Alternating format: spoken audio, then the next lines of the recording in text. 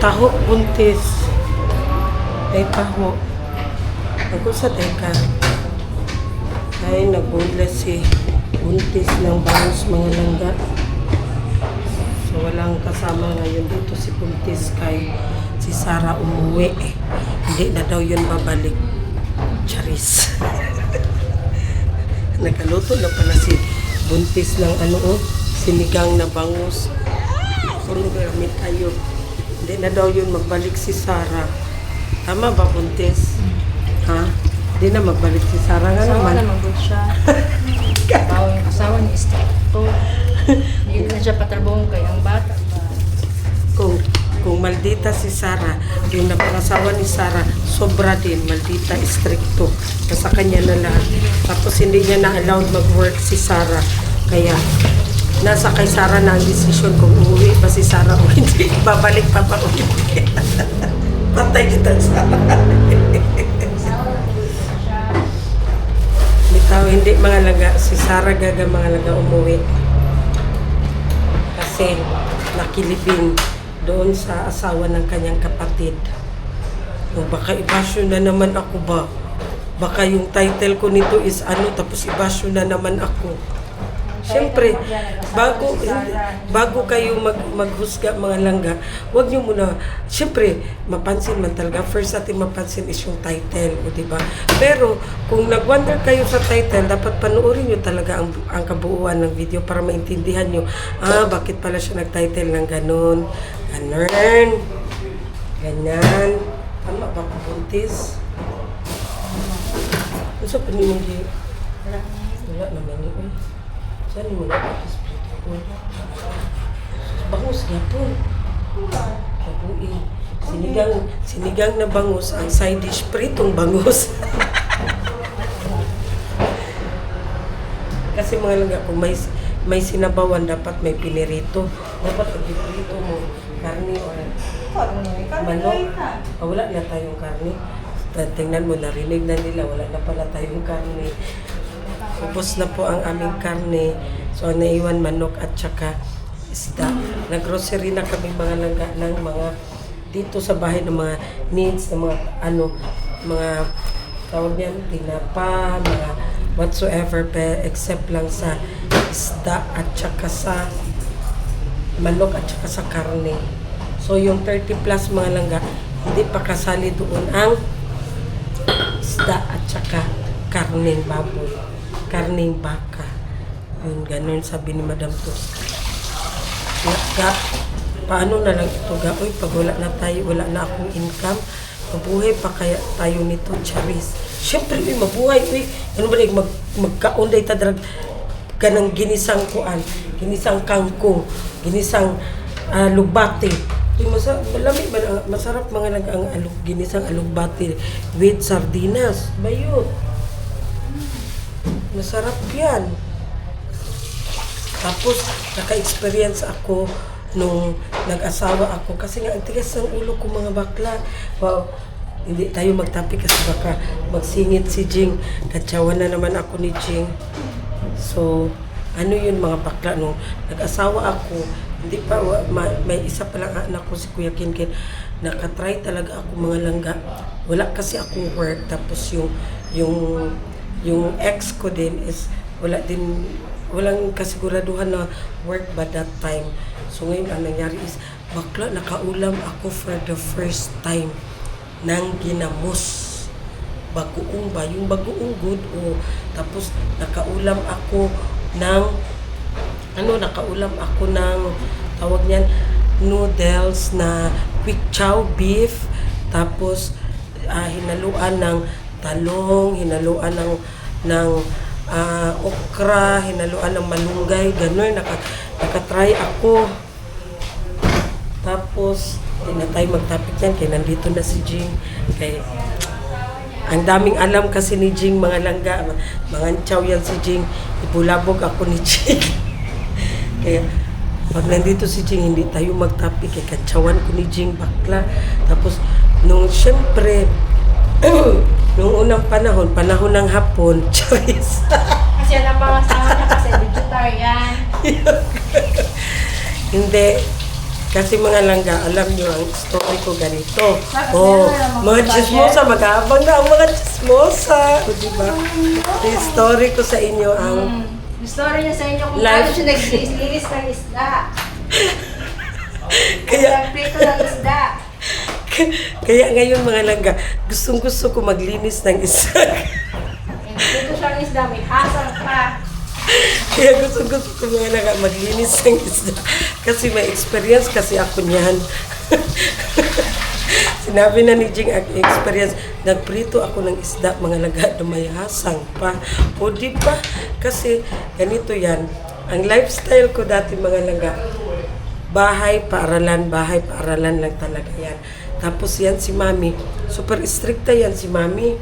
Tapos sila Madam Tots, si Sisbing, si Bunso, puro pa kami mga estudyante. Tapos wala talaga yung makatawag ng mga, di ba, dati mga nag-uso pa ang landline. Wala talaga yung makatawag sa landline mga langga ng mga lalaki. Kasi walang ibang sasagot sa telepono kundi si Mami. Ganun, si Mami Berlinda. Tapos mag-ring na yan, no? Mag-ring na yan sa ang telephone. Magsagot talaga yan si Mami.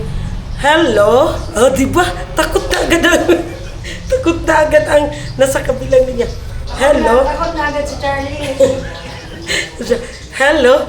Oh, di ba? Tapos sabi niya, sino hinahanap mo? Sabi niya, di ba ako ang hanapin or si Madam Tots, pwede po makausap si Ami or pwede po makausap si Rollens, ganun. Sabi agad yan si Mami, bakit? Unsay kay, anong kailangan? Importante ba masyado?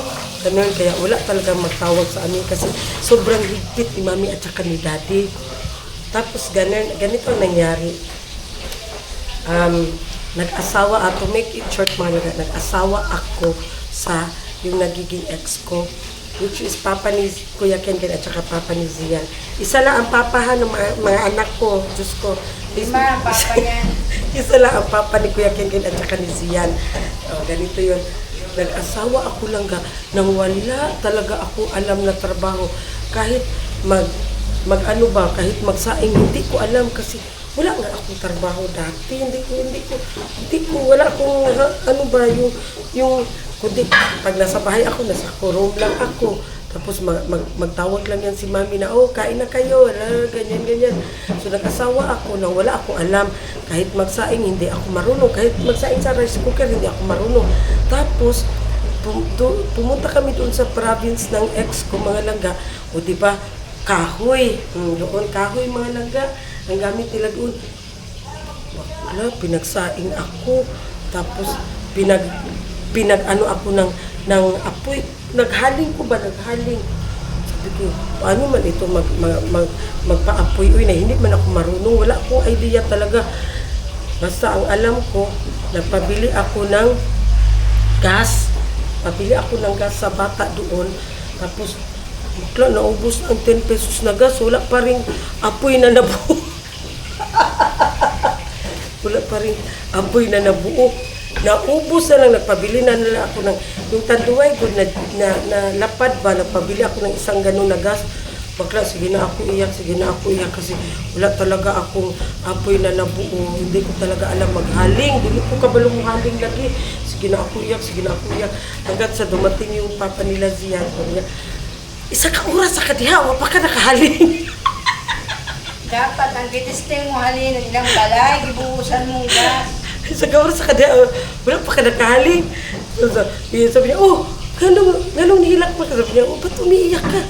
Ano nangyari sa iyo? Yun nga, nag-iyak na ako mga laga kasi sa ano ko ba, yung parang gigil ako. Tapos yung parang nainis ako, bakit hindi pa ako makabuo ng apoy? Tapos, yun na. Tapos sa pagdating na naman sa laba mga laga, umiyak talaga ako mga laga kasi hand wash man. Wala mang washing, hand wash. Oh, alam mo mga langga, ang sugat ko simula dito langga, nakaabot dito mga langga. Dito hanggang dito yung sugat-sugat ko dyan, ganyan. Tapos nagdugo na kasi, iba kasi ako gusto ko pag maglaba ako, tapusin ko lahat, tapusin ko. Oh, nagdugo na siya mga langga. Grabe talaga ang experience ko kaya sabi ko, ano talaga, mas early talaga dapat turuan natin yung mga anak natin ng mga gawaing bahay. Ganun. Kasi sa sobrang love ni mother sa amin, wala kaming alam na trabaho. Tapos iyak ako, naglaba ako. Experience ko yan mga langga. Grabe talaga ang buhay ko. Experience ko yan. Tapos nakaulam ako. Nagkakain kami ng bagoong or ng ginamos mga langga. Pero pag paborito ko yan, pag isawsaw mo ba siya sa pritong isda, di ba? Supposed to be pritong isda, sausawan mo is toyo at saka kalamansi. Ako hindi, gusto ko yung ginamos or bagoong. Pero bakla, wala mong pritong isda. As in, ginamos lang talaga ang ulam. Sige ako kain lang, sige ako tululuha, sige ako iyak. Sabi ko, naisip ko yung sabi ni Mami, sige mag-asawa ka na talaga. Sige simula ngayon, wala ka ng pamilya. Ganun kasi ako na Mami, kasi ayaw nila doon sa papa nga nila Kuya Kenken. Matigas lang talaga ang ulo ko. Tapos naisip ko ba, sige ako kung makain ako lang sige ako iyak, tulo yung luha ko. Naisip ko yung mga words ni Mami. Doon ko pa na-realize na totoo nga pala ang sinasabi ni Mami lahat. Darating ang panahon na kahit shampoo, hindi ka makabili. Mag-isip ka kung ano ang sasaingin mo, saan ka kukuha ng sasaingin mo, anong ulamin mo. Lahat talaga yun mga lagad, nagkatotoo talaga yung sinabi ni Mami. Tapos, sige ako iyak, sige ako subo. Pero yung utak ko, sabi ko, totoo talaga ang sinabi ni Mami. That time, pagkasabi ni Mami na kahit shampoo, wala ka ng pambili, mahirapan ka magbili ng shampoo. Sumagot pa ako that time, mga laga, hindi ko talaga yung makalimutan, sumagot pa ako kay Mami that time. Kahit shampoo lang, 6 pesos, kasi 6 pesos pa man ang shampoo that time. Kahit shampoo lang, hindi pa makabili, imposible. Yun talaga ang sagot ko mga laga, pero that time, na-realize ko talaga lang mga laga na lahat pala ng sinabi ni Mami is totoo pala. So, mahirap pala mag-asawa mga langga ng early age pa, tapos wala ka pang masyadong trabaho. Kasi that time, ako mga langga, third year college. In short, hindi ako nakapagtapos ng kolehiyo. O, di dahil na in love ang kitty nyo. Ganun. Nila kasi siya pinday yung pamilya. Basher. So, yun na nga. Ayan ang sinasabi ko na dapat mas early pa, mas bata pa, turuan na pala talaga ng gawaing bahay. Kasi ako, lumaki ako ng walang alam. Alam yan ni Madam Tox na hindi ako marunong maglinis, hindi ako masyado sa linis sa bahay. Parang ganun, basta yun na yun. Tapos, kaya worry yan si Madam Tox. Sabi ni Madam Tox, what if daw kung mawala siya sa mundo? Paano na lang daw ako? Kasi alam mo ni Madam Tox mga lagawin na weak ako ba? Alam, joke lang. Hindi ka na, alam ni Madam Tox ba nga ka lang, ano ako ba? Yung parang mahina ako na pagkatao. Yun alam ni Madam Tox. Kaya mag-worry yan siya, paano na lang daw, para mawala siya sa mundo, paano na lang ako, paano na si Bunso, paano na kami. Yun ang ni Madam Tox. Hindi na pinamugisa niya sa tingin. Ha? Paano na lang gani ako? Si Ate Bingbing, alam niya kasi, alam kasi ni Madam Tox na si Sis Bing, grabe kung makadiskarte sa kinabuhi. Kasi si Madam Tox at siya kasi Sis Bing, sila talaga yan magsama in time sa diskartihan. Ako at saka si Bunso, yun ang worry niya. Kasi paano na lang kami. Ang buto sa namang maglagay ka na naman ng bagoong. Ay, magbalaw ka. Sabi kasing prito niyan Magluto si ganun. Naputol na naman na. Iba na naman ang topic natin. So, merong nag-comment sa akin na kung pwede ko daw i-story ang love story namin ng hubby ko ngayon. Yan. Ako na lang ang istorya, be! Ako na lang ang istorya! Ganito yan. Hindi mo naman talaga yung gusto. Musang din ito si Giyaw. Ako na lang ang istorya, be! Hindi, buing ka. Magluto si Jing ng balaw mga langga. Bulabog yun si Jing. Magluto si Jing ng balaw mga langga. Balik-balik yun ang anniversary. Magluto si Jing ng balaw mga langga. Alam niyo yung balaw? Gusto ba yung balaw sa kwan? Basta balaw yan sa Bicol. Yung, yan Jing? Balaw lang Bicol. Hindi ba?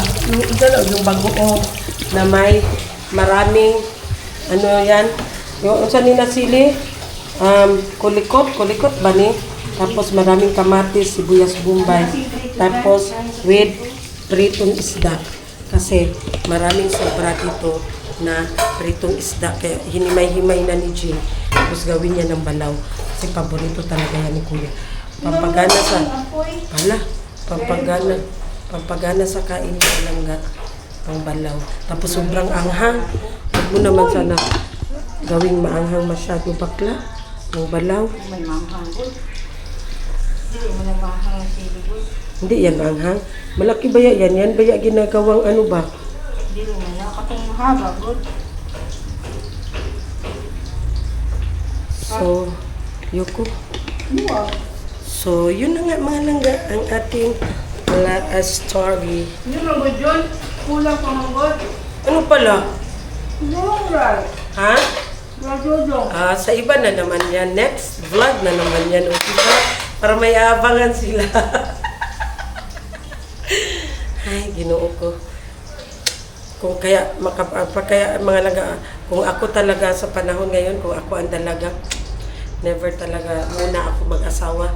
I-enjoy ko muna ang life ko being as a single. O diba? Damay-damay po. Kung ano lang langga, kung hindi lang ako nag-early asawa mga langga, siguro ano na ako ngayon. Charis! Midwife sana na. Doktor na sana ako mga langga. Kasi naging kaklase ko pa yan. Si Inday Sara, college days ko sa San Pedro College. Bata pa masyado si Inday Sara that time. Hindi pa siya nag-law. Oo, hindi pa siya nag-law that time. Ano pa lang siya. Kaklase kami niyan. Ng isang subject. Ganun. Kaya, abangan na naman ang aming love story sa next vlog. Okay, Charis. Love story. Magprito na lang sa kadarikuan din. Bakit ang daming mantika nito? Kailangan talaga maraming mantika? Sa balaw? Oh? Kulang pa? Diyos ko, kulang pa daw. Ako'y mag-ano din ba? Mag-gisa. Gisa tayo ng balaw mga lala. Maligo pa man dahil ko. Maligo na lang good Isa na dahil orasa. Hindi ko lang gaya. Tanong ko, alam mo ko yung cellphone good. Asa si Sir Espina? Asa na dahil orasa? Ano oras na siya siya? Sir!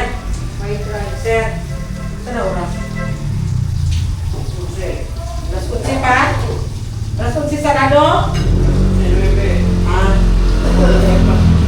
Pag maaga pa masyado mga dalat, 9 pa. Uy, yung bisagol naman ninyo mo, isa na niya siya gluno. Ang bawang nito? Ano yung bawang? Ha? Bakit? Ayan naman po tayo. Nagluto na po dati hapon sana. Bili na mo ulit bawang dito. Dili siya parang bawang. Hindi na di ay. Masunog na. Masunog. Hindi naman. Hindi ko man sinabi na ilagay ko na. Pag-usapan na nga natin si Dudu. Nagtanong lang.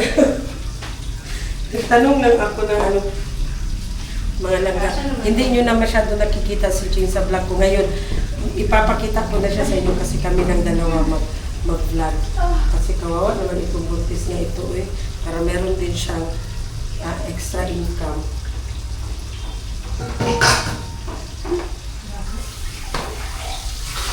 Sabay mo na yung maluto.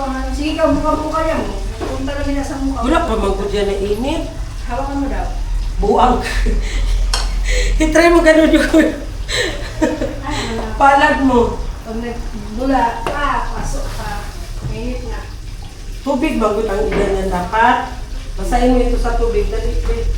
Basa sa tubig ba? Ano ka? Dududayin niya ang magpulo na lang. Sana. O ganyan. Init na? Puto. Init na na? Mainit na din. Init na? Patama mo yung balat mo. Ay, bagris ka. Tarong ba? Okay na, good yan. Hala, bakit may ano ito? May parang... Parang may tubig at sa kamatis.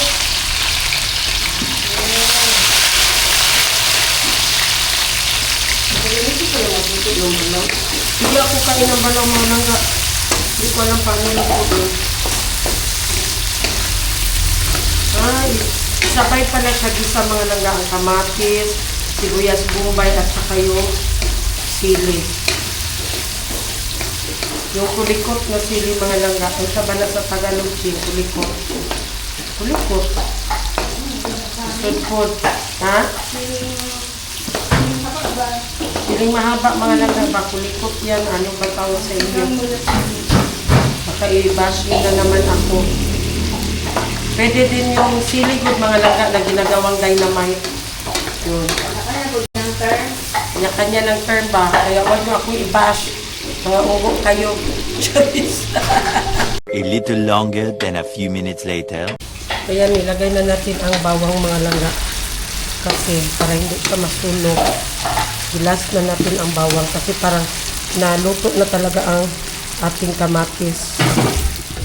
So, yung sinabi ko sa inyo mga langga, actually it's a quick story lang. Oh, di ba? Quick story. May ganun. Ano yun? Quick story. It's a quick story lang sa aking past life. O, di ba past? Siyempre, lisod po o present, na past naman. Kaya ganit tinawag na X. O, di ba? Ganun kasi past na siya. X na siya.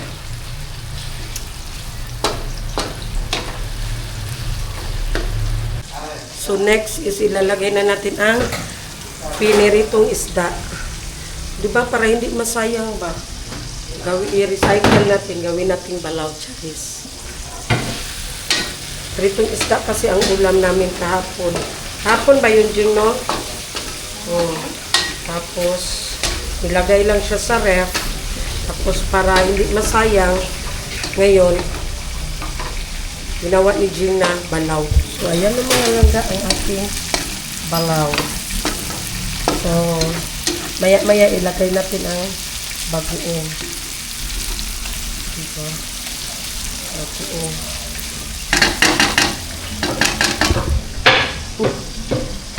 Wild na magkadiha buntis. A few moments later. So, ayan mga langga, ilagay na ang bagoong. Pero kailangan daw, as in, hintayin talaga siya na mag-brown-brown ang ating bagoong. Hindi gagalaw. Pagpagana sa kain, especially pag mais ang kanin mo, tapos init pa, patay ang bahaw. Init tapos bahaw na ito. Mais. Ayan na. Hintayin talaga yan siya na mag-brown-brown. Hindi talaga brown talaga. Iba na ang kulay sa balaw. Maiba na ang kulay niya. So, hintayin natin siya na magiging brown. 2,000 years later. Ayan na, luto na ang ating balaw. O, diba, sabi ko sa inyo, kailangan siya i-brown din siya totally. Parang na-crispy na ang bagoong mga langga. So, this is the result of balaw. Kainin mo yan, diba, maanghang masyado yan. Anghang, Kem? Manghang? Hindi maanghang.